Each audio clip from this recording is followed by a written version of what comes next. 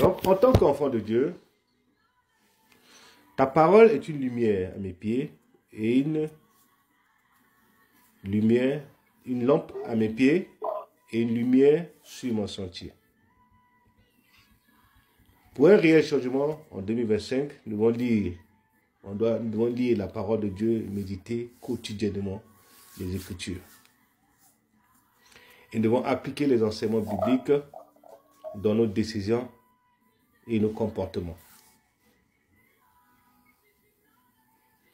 Nous devons adopter également une relation constante avec le Saint-Esprit. C'est pour ça qu'il y a un livre que Bénin avait écrit pour dire « Bonjour le Saint-Esprit ». C'est pour ça qu'en tant que chaque enfant de Dieu, la relation avec le Saint-Esprit commence dès le matin. Nous devons prendre l'habitude de saluer le Saint-Esprit. Parce que c'est le Saint-Esprit qui nous guide dans toutes nos actions. Alléluia. Le Saint-Esprit est l'agent principal du changement dans nos vies.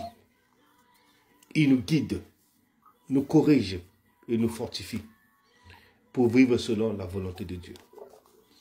Marchez selon l'Esprit et vous n'accomplirez pas les désirs de la chair. Galates chapitre 5, le verset 16. Priez pour être rempli du Saint-Esprit chaque jour. Nous devons demander au Saint-Esprit de nous aider à être remplis. Soyez attentifs à sa voix et obéissez à ses directives. C'est ce que le Saint-Esprit attend de nous. Engagez-nous dans une vie de prière. Quand nous prions, quand nous laissons Dieu nous guider, nous devons savoir une chose, que nous serons toujours plus que vainqueurs. La prière est essentielle pour maintenir une connexion vivante avec Dieu.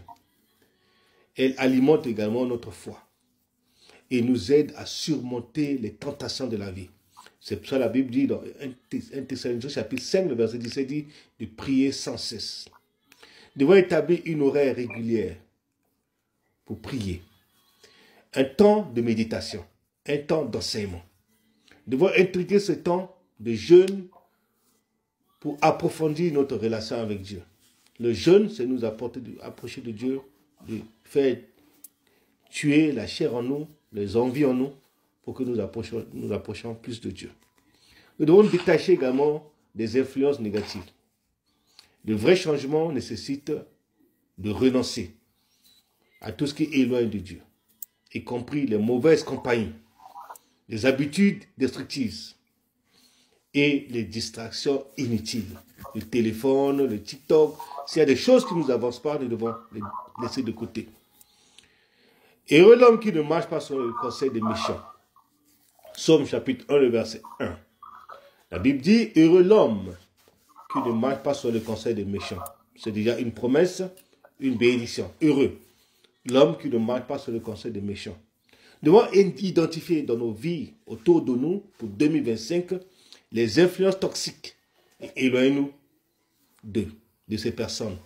Les influences toxiques, il y en a qui, le téléphone, le Facebook, des amis, des connaissances, des gens qui ne nous permettent pas de grandir, d'avancer. Nous devons nous séparer de tous ces gens. Rechercher des amitiés et des relations qui nous poussent vers Dieu, qui nous poussent à grandir, qui nous amènent à grandir et à nous rapprocher de Dieu. Nous devons mettre notre foi en action pour 2025. Le changement est visible dans vos actions. Quand on prend la décision d'aller dans la présence de Dieu, de dire Seigneur, je dois te parler. Voilà, j'ai tel problème, j'ai telle situation. C'est ce qu'on appelle le changement est visible dans nos actions. Mettez votre foi en action pour 2025. Qu'est-ce que tu vas accomplir en 2025? Tant que tu ne mets pas ta foi en action, tu ne verras pas la manifestation, la puissance de Dieu dans ta vie. Il ne suffit pas de parler de votre foi, mais il faut démontrer dans vos choix, dans vos façons de parler à Dieu, dans votre façon d'être déterminé en parlant à Dieu, avec assurance et confiance. Quand on parle à Dieu avec assurance et confiance, ça produit toujours l'effet immédiat dans nos vies et cela booste également notre foi. Pour 2025, mettez votre foi en action. Pour 2025, levez-vous dans la prière. Pour 2025, comprenez une chose, savoir comment parler à Dieu avec assurance. Nous devons parler à Dieu comme tu parles à un ami. Parle à Dieu comme tu parles à ton Père. Avec assurance, je veux ça, ça, ça. parce que j'ai besoin de ça pour ça. Et ton père va savoir que tu sais ce que tu veux.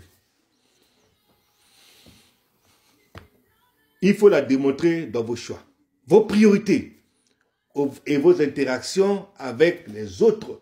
Également dans vos façons de parler, il faut les booster. Il faut leur dire que Dieu est avec toi, est avec moi. Tout ce que je demande, Dieu me donne. Tout ce que je vais faire, Dieu va le faire. Dieu va faire pour moi. Si je suis malade, je prie, je vais être guéri. Je dois aller, je veux besoin d'une voiture, je prie, Dieu va me donner une voiture. J'ai besoin de travail, je prie, je demande à Dieu avec assurance, je vais avoir un travail. Ce que tu demandes, mettez votre foi en action. En 2025, il faut avoir l'assurance quand tu vas dans la présence de Dieu. Dieu n'est pas quelqu'un qui va te faire peur, qui va te chicoter, qui va te menacer. Dieu est ton Père. Ce n'est pas devant le juge que tu vas avoir peur du juge. Non, c'est ton Père. Nous devons avoir l'assurance de parler à Dieu d'un cœur ouvert, avec assurance. Nous devons autre chose. Nous devons nous engager dans les œuvres de service. Quand Dieu nous appelle à servir, nous devons être prêts à servir. Nous devons témoigner de l'amour de Christ à travers vos gestes, vos actions. Aider les autres, donner, aider. Comme ce que vous avez fait pour qu'on puisse supporter les jeunes, les enfants, les orphelins qui sont en Afrique. C'est ça ce que Dieu attend de nous. Nous devons changer notre pensée et notre habitude du passé. De peur de voir, ah, je n'ai pas, je suis pauvre, je suis cela. Ces paroles négatives, enlève ça de ta langue, de ta bouche. Il ne faut plus penser aux choses négatives du passé. C'est du passé. Dieu est en train de tracer un chemin pour toi. Dieu est en train de t'amener à une autre dimension. Crois fermement que 2025, je sortirai de ma situation. Ce que je suis en train de traverser, c'est juste un moment que Dieu veut me propulser dans une autre dimension surnaturelle. Donc, sors de là. Sors de là. Changez votre façon de penser. Ne te lamente plus. Ne pleure plus. Il faut savoir demander à Dieu avec assurance. Il faut savoir demander à Dieu que je veux ça. Il faut savoir dire à Dieu que je veux ça. Et Dieu va te le donner parce que tu es sa fille, tu es son fils. Donc nous devons savoir que le changement dans notre vie en tant qu'enfant de Dieu est une œuvre divine dans notre vie. Se nourrir de la parole de Dieu et de s'entretenir par la vie de prière et l'obéissance. Nous devons confier notre transformation à Dieu. Ce que tu veux faire pour 2025, il faut confier à Dieu. Et engagez-vous à marcher selon ses voies. Vous serez alors un témoignage vivant de sa puissance et de sa gloire.